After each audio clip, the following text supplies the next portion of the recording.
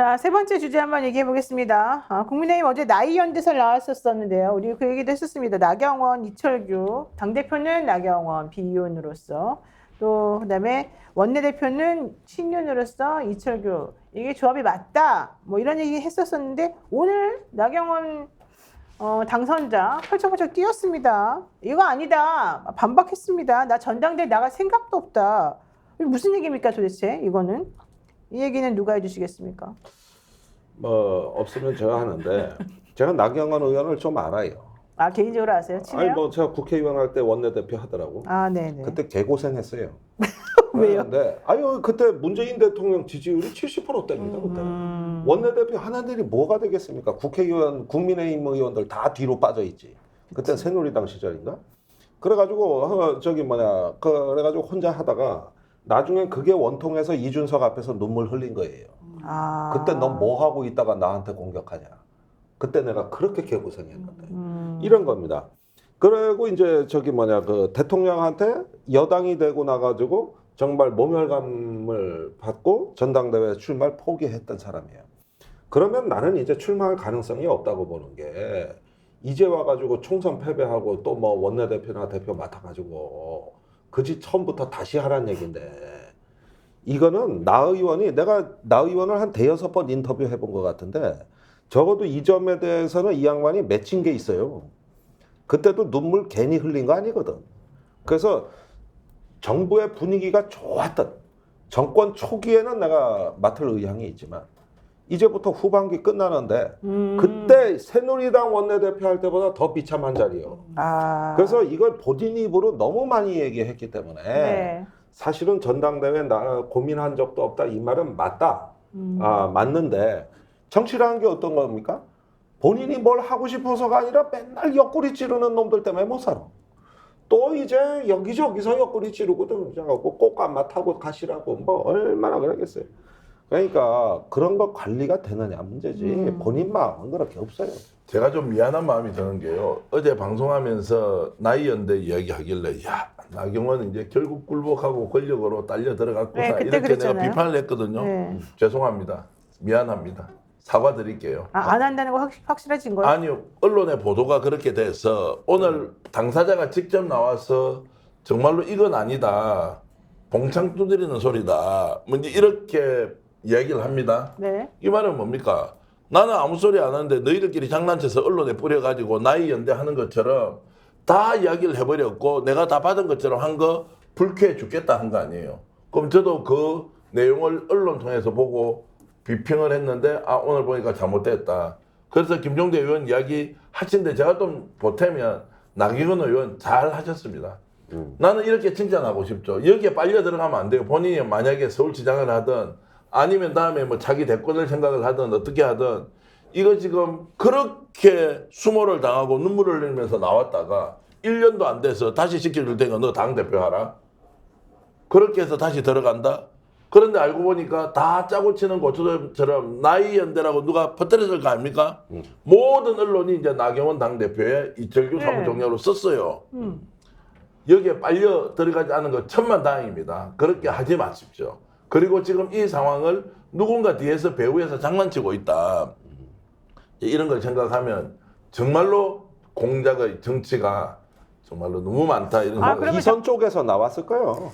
아니 근데 아니, 언론이 잠깐만. 취재를 안 하고요. 그걸 모든 언론이 동시에 다 썼다니까. 그러니까 그렇게 할 힘이 있는 거는 저번에 박영선 검토하듯이 예.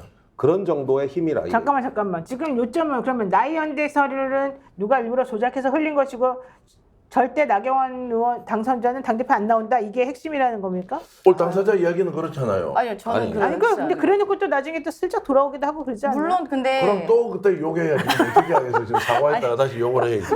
물론 나경원 의원은 지금 당대표 맞는 게 본인한테 실질적으로 도움 거의 안 되죠. 왜냐하면 2년 동안에 선거가 없잖아요. 그럼 공천권이 없는 당대표는 사실상 식물 대통령이고 식물 당대표다. 예, 예. 식물 당대표고 욕만 어떻게 뭐 욕바지 뭐 그런 게밖에 안 되잖아요. 그러니까 본인한테는 실질적으로는 아마도 도움은 안 될 거예요. 근데 그런데 지방선거가 있잖아요. 2년 있다가. 지방선거는 2년 있다 했는데 그 네. 공천권은 또 다른 당대표가 하게 되니까 뭐 그때는 그렇죠. 어떻게 될지 2년이 더 모르겠습니다만 지금 아니야, 당시 2년 타임이 맞아요. 6월에 하면은 6월에 하면 그때 공천 어느 정도 공천권은 딱 그건 지방선거 나는데요. 공천권은 네, 있어요. 그리고- 근데 사실 지방선거 공천권은 그 대표 당대표들한테 그렇게 크게 중요한 지금- 권한은 아니니까 그렇지. 예, 그건 그냥 지역위원장이나 이런 분들의 힘이 다 세기 때문에 존중할 수밖에 없고 근데 뭐 실질적 권한은 어찌면 근데 저는 나경원 대표에 대해서 모르겠어요. 저는 이렇게 생각하는 게 조금 그분한테 죄송하지만 저는 무슨 자리라도 있든 가고 싶어하는 게 이분 욕심이라고 생각해요. 그래서 아싸 요때 빨리 당대표 가야지 하지만 나는 뒤로 빠져있는 모양새를 해야 윤석열 대통령과 내가 어떤 척을 지었던 지금까지 이미지를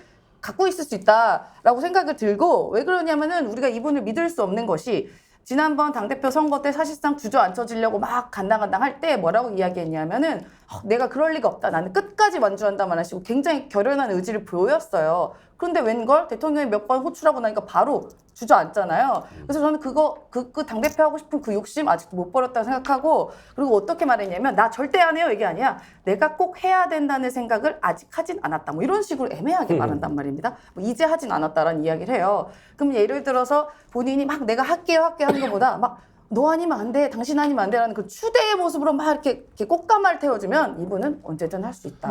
와 정말로 그렇게 오늘 생각됩니다. 참 정치평론하기 어렵습니다. 나경원 의원 이야기 나오니까 야, 참 그렇게 좀 돌아갈 수도 있다. 좀 믿기지가 않는데 어찌됐든 지금 작업을 하고 있는 사람은 열심히 작업을 해서 윤석열 대통령 뜻에 맞는 사람을 당대표 사무총장 시키겠다.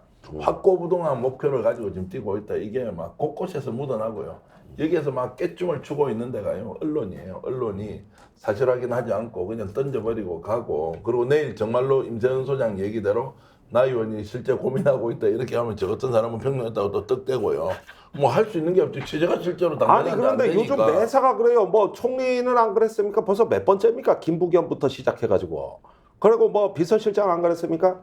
이거는 어떻게 보면은 이런 그 괴소문의 그 유용성은 일단 본인들 태도를 보고 떠보는 데는 나름 의미가 있어요. 어떻게 나오는가 보자. 네.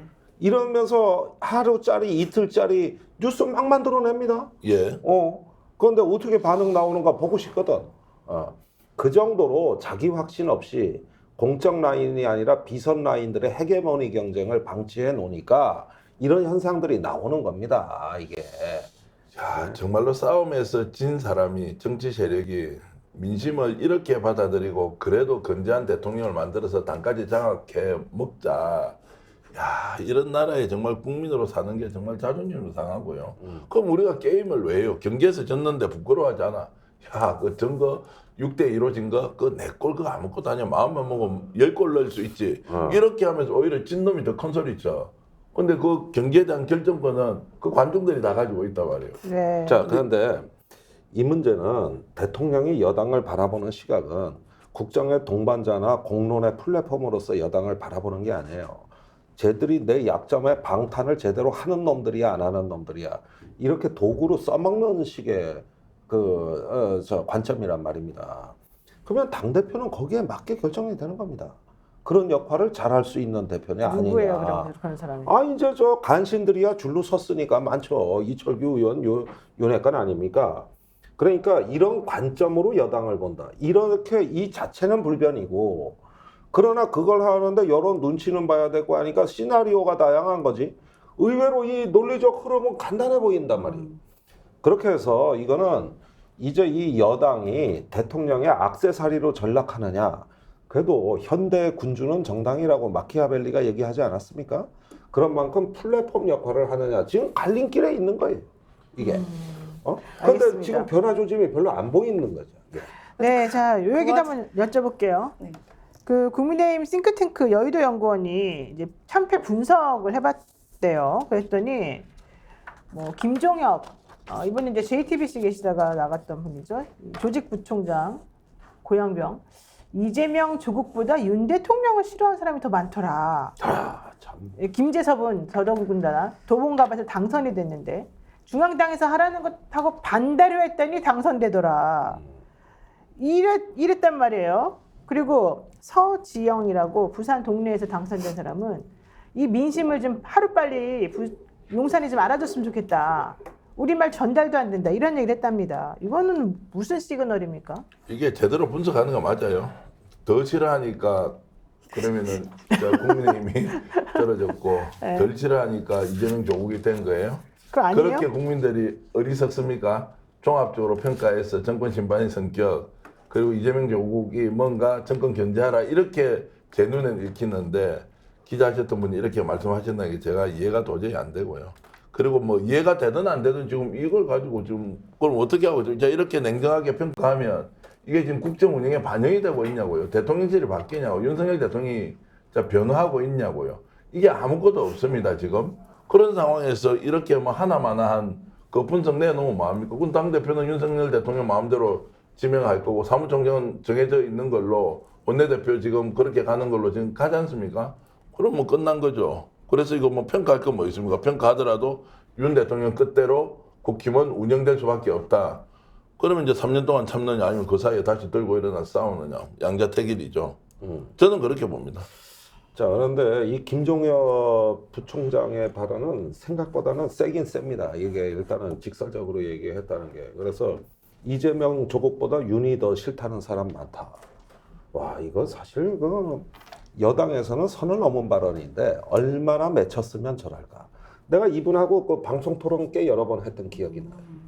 그 JTBC 출신이고 해가지고 유연해 보이기는 해. 말 내용이 좀 문제가 있어 그렇지.